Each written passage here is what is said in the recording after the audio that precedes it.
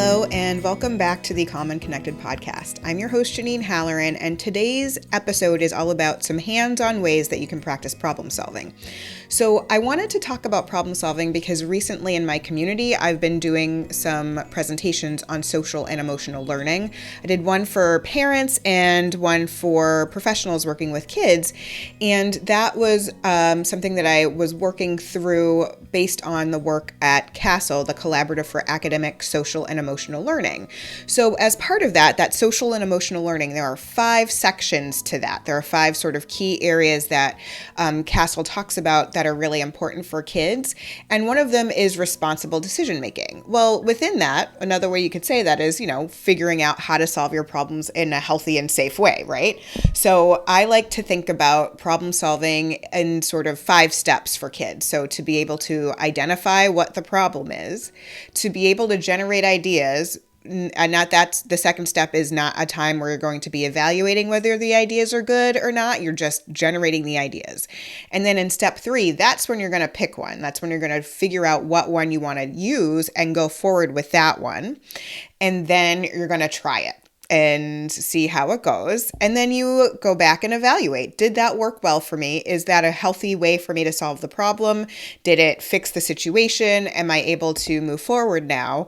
Or do I need to go back and revisit step 2 and 3 and figure out, let's look at the other ideas I generated for solving this potential problem and pick another one and try that again. So I like using that sort of 5-step way of problem solving for kids. And I actually wrote a blog post about that over on Encourage Play a few years ago. So I will link to that in the show notes so you can get an idea of what I'm talking about in terms of the 5 steps, and you can use that when you're working with kids in helping them solve problems.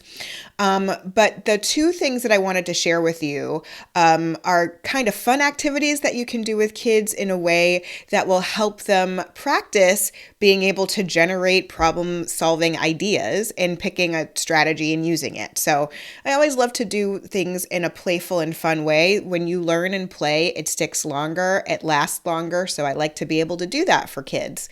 So one way that I like to encourage kids to practice problem solving is doing a newspaper and tape challenge. So basically what you do is you give them a stack of newspapers and then you give them some tape. And the prompt is for them to build the tallest tower they can, only using newspaper and tape.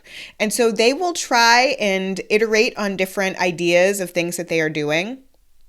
I've done this in group, and it's really fun to see the different ways that different groups of kids will attempt to solve the problem and come up with different strategies and different ideas. It's really cool to see how they work together and how they sort of figure out what is going to work and what's not going to work and what they want to do next.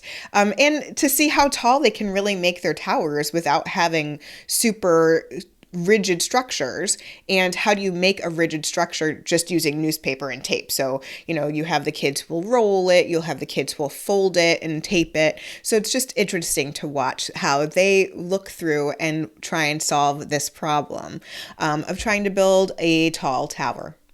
And the second strategy that I like to use for kids, I like to have them try and build a structure only using PlayDoh or some sort of dough and toothpicks. And I want them to build a structure that can hold something like a stack of books, usually paperback books, because I'm not that mean. But I want them to try and build something that will be able to withstand a little bit of weight.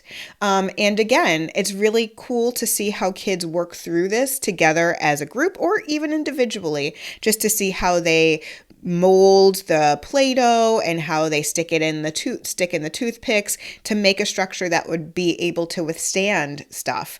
And they can go back again to those problem solving steps. So they create a structure, they try putting a book on it, it falls down. So what do? They go back to their other ideas and they try a different way of doing it.